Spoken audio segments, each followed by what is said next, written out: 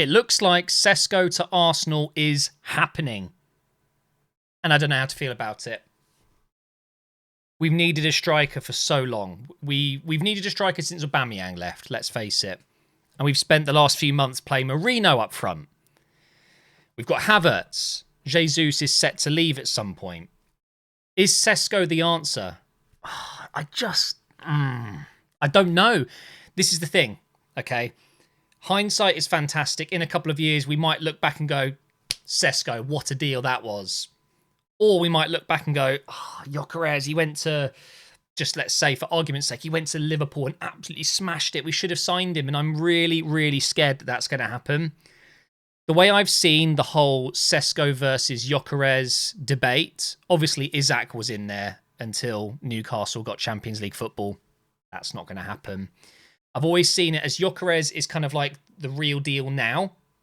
And then you've got Sesko, who is maybe a bit more of a gamble, maybe has a bit more potential. He's taller. He kind of fits what Arteta likes in a forward striker, clearly. I don't know if Arsenal are in a phase where risking it, blowing a huge portion of our war chest, let's say, in a position that we're desperate, absolutely desperate to get right on Sesko. It is a big gamble. It really is. We've got a couple of things that we can look at. I'm also going to compare his stats with Gyökeres, Isak. These three players are the players that have been linked with Arsenal for years now. And I will say this right now, going into this, that I've always felt if Isak wasn't the one we could get, I truly believed we would get Isak because Newcastle weren't in the Champions League. At the time when we were talking about Isak a lot, they were struggling, actually. Newcastle didn't look like they were going to get into the top four. Since then, of course, getting Isak is pretty much impossible now. They've got Champions League football. There's no need for him to say, hey, I want to go for Champions League football. So Isak was always my number one. And if we couldn't get him, for me, it was always Gyökeres was the next best option. And Sesko was close, but third choice for me. There's other names out there like Jonathan David, who's going to be a free agent. I think he's probably going to end up going to Napoli.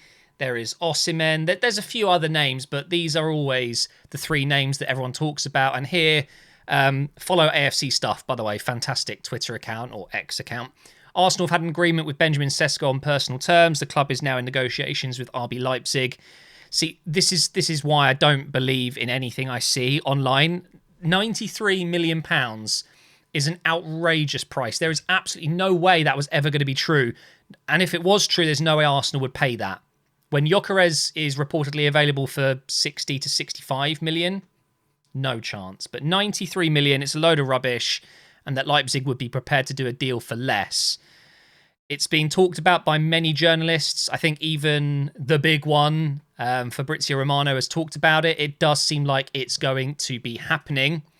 Here's a look at some of his stats in these big moments. You know, what Arsenal need right now is not a player that's going to come in and adapt and take time and, oh, don't worry about it, mate. You've got time. You've got time. We don't have that luxury anymore. I am absolutely 100% in full belief that this is it now. This is our season where if we don't win a big trophy, it might be curtains for Arteta. It might be.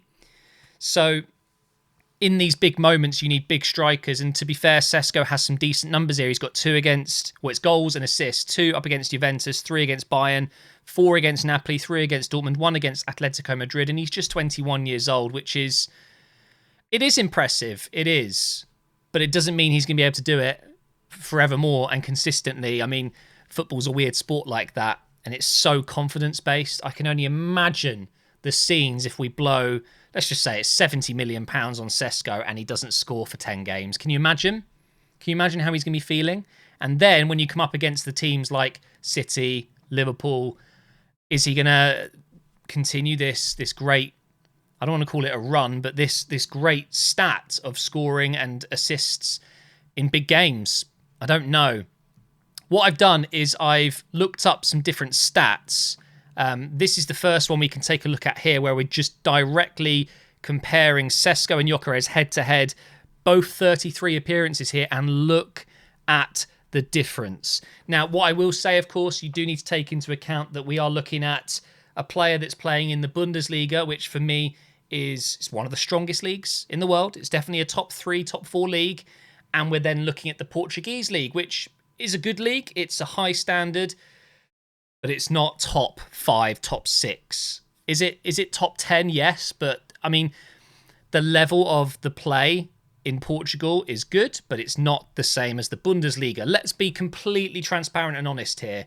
What Gyökeres is doing in Portugal is very impressive, but you do need to remember the quality of the defenders he's up against is lower. It's just as simple as that. Whereas, Sesko coming up against some really strong German sides week in, week out. You could argue the Bundesliga isn't as strong as it was maybe a decade ago when you had other teams like Wolfsburg, and it does seem a little bit less top level these days. It's difficult to say that when I haven't been watching it week in, week out.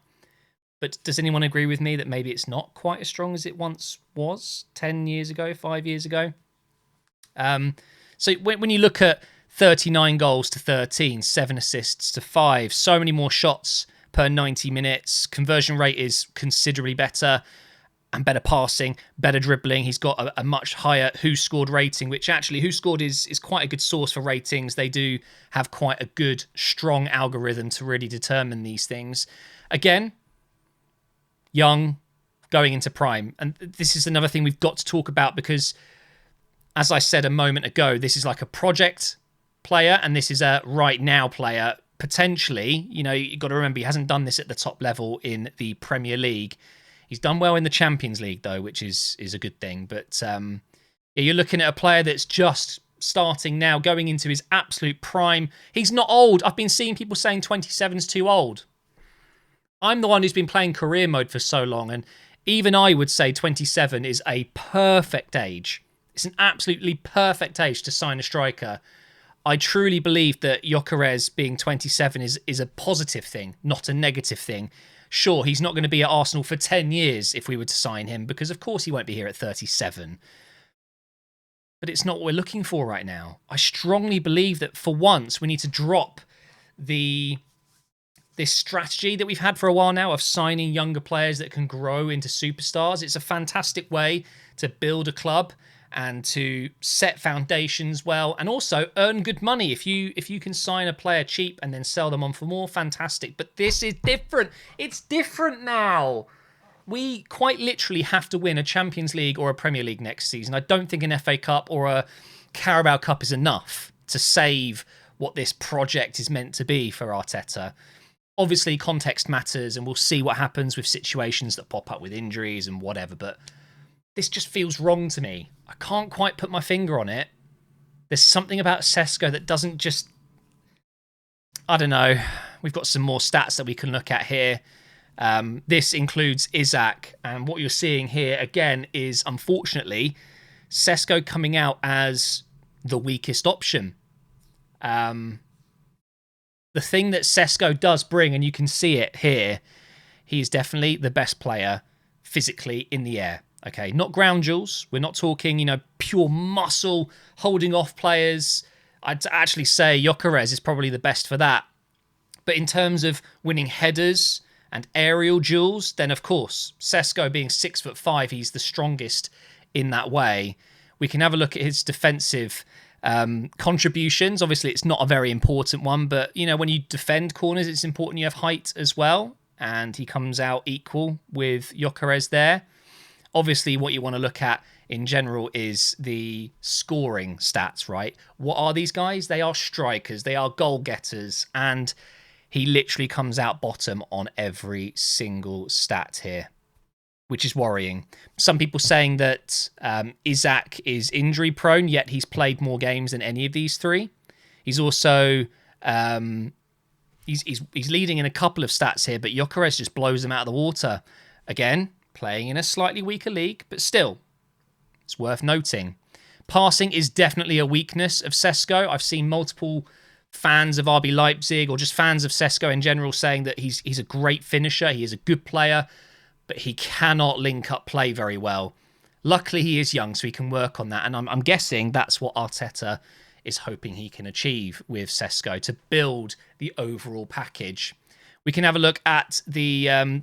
this is like a different way to look at stats. You can actually see a graph here. If I toggle out the colours or the fill, Sesko's in blue. And again, you know, he exceeds in the aerial part of his game, but every single... Well, passes to box, apparently not, but for some reason, Gyökeres isn't doing it at all. I don't know about this website. It's called datamb.football, so I haven't looked into this too much. But again, what you are seeing is clear winners in most of these parts of the game, and they're not Sesko. It's worrying. It's worrying, and I do wonder, is Arteta potentially signing the wrong player here, and could it be the end of this kind of project? I can't help but feel that not only is Sesko more expensive than Gyökeres, he's got more work to do than Gyökeres to be that player. He's also not experienced enough. Normally, I'd be so excited about a deal like this. Like, super excited. Oh my God, we're signing a proper number 9. And I am still, to some extent, happy to see that we're signing a striker. But I genuinely believe this might be the wrong deal. I will get behind Sesko. There's no doubt about it. He is one of the hottest prospects in world football. I just feel like for once, Arsenal Football Club don't need a project player. We need someone that's ready now. And stats-wise and my gut feeling-wise, that player had to be Isak or Gyökeres. Isak is not something we can do now. It has to be Gyökeres.